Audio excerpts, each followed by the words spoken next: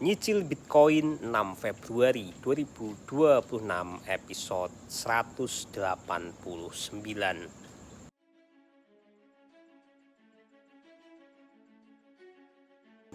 Satu persatu kegelapan dunia mulai terbuka.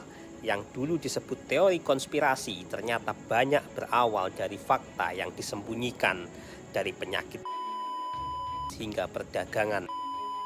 Kasus Jeffrey Epstein bukan soal satu orang, tapi jaringan kekuasaan. Sekarang harga Bitcoin berada di angka 1.176 juta. Langsung aja beli Bitcoin Rp50.000. Lanjutkan beli sekarang. Oke, Bitcoinnya sudah masuk. Aku selalu bilang berapapun harga Bitcoin hari ini akan tetap konsisten beli.